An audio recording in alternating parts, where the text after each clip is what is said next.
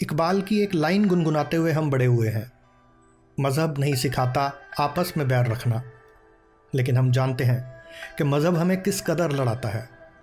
धर्म ग्रंथ तो हमें शांति का पाठ पढ़ाते हैं, लेकिन पढ़ने वाले उसका जिस तरह से इस्तेमाल करते हैं उससे तस्वीर कुछ और ही बनती है। अगर आज हम जेरूसलेम के संदर्भ में ही देखें तो क्या समझ आता है। विश्व के 3 प्रमुख मज़हब ज़मीन के एक टुकड़े के लिए लंबे समय से लड़ाई करते रहे हैं।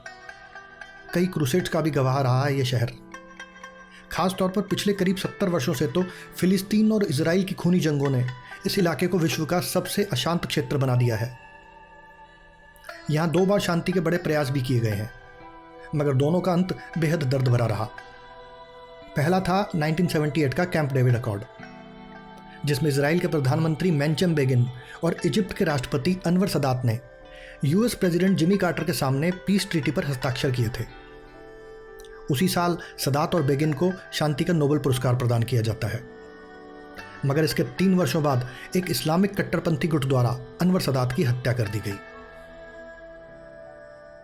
कैंप डेविड अकॉर्ड के विफल होने के 15 वर्षों बाद एक बार फिर शांति के प्रयास किए जाते हैं, जिन्हें कहा जाता है ऑस्लो अकॉर्ड्स। 2 चरणों के समझौते की मध्यस्थता की थी यूएस प्रेसिडेंट बिल क्लिंटन ने।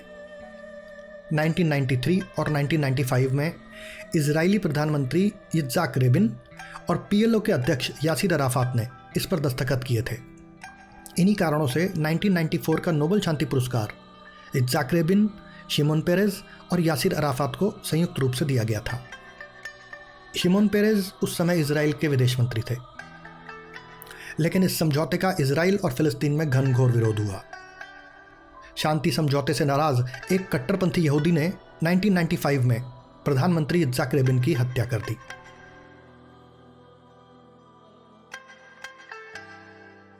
इन घटनाओं को याद करके और आज के माहौल को देखकर अब तो बस प्रार्थना ही की जा सकती है कि जल्द से जल्द यरूशलेम से अशांति के बादल हटें और शांति की बहार आए।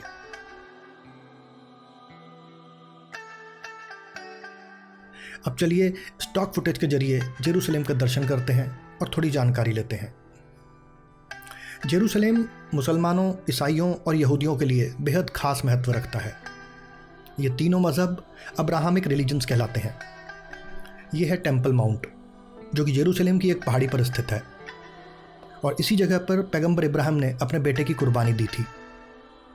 ऐसा भी माना जाता है कि ईश्वर ने प्रथम आदमी की यहीं पर उत्पत्ति की थी। यहाँ स्थित धर्म स्थलों पर हर साल बड़ी संख्या में मुस्लिम, यहूदी और ईसाई धर्म के लोग आते हैं। टेम्पल माउंट को डोम ऑफ द रॉक भी कहा जाता है। इस्लाम धर्म के अनुसार इस जगह में ही पैगंबर मोहम्मद साहब ने अपनी अंतिम सांस ली थी और यहाँ से ही उन्होंने अपनी जन्नत की यात्रा आरंभ की थी। इसी जगह पर पवित्र अल अक्सा मस्जिद है, जिसे मुस्लिम धर्म के मक्का मदीना के बाद तीसरा सबसे पवित्र स्थल माना जाता है। यहूदी धर्म के लोगों का विश्वास था कि यह जगह धरती का केंद्र है और इसलिए इस जगह पर उनके भगवान का निवास है। इस जगह पर ही राजा सोलोमन द्वारा बनाया गया भवन था और इसे यहूदी धर्म में एक प्रमुख स्थान माना जाता है। कभी यहाँ यहूदियों का सबसे पवित्र मंदिर था, जिसे रोमन्स ने तोड़ दिया था। अब इस मंदिर की एक दीवार ही बची है, जिसे वेस्टर्न वॉल या वेलिंग वॉल कहा जाता है। यहूदी लोग इस दीवार पर आकर रोते हैं और अपने पुराने टेंपल को याद करके विलाप करते हैं। यहूदी दुनिया में कहीं भी हों, यरूशलेम की तरफ मुंह करके ही उपासना करते हैं। चर्च ऑफ होली सेपल्कर ईसाइयों के लिए यह स्थान अति पवित्र स्थल है। ईसाइयों का मानना है कि इस जगह से उनका धर्म पूरी दुनिया में फैला था। इस जगह पर उनके भगवान ईसा मसीह ने चमत्कार दिखाए थे और लोगों को उपदेश दिए थे। इतना ही नहीं, इस स्थान पर यीशु को सूली पर लटकाया गया था, जिसके बाद वो फिर से जिंदा हो गए थे और कुछ दिनों तक उन्होंने लोगों को ज्ञान दिया था, जिसके बाद वो स्वर्ग चले गए थे। इन सब स्थानों का स्वरूप अलग अलग साम्राज्यों के समय में बदलता रहा है। ये सब देखकर तो यही समझ में आता है कि सारे फसाद का जन्मदाता है मजहब, और यह भी समझ आता है कि इसका कोई राजनीतिक समाधान भी नहीं निकाला जा सकता।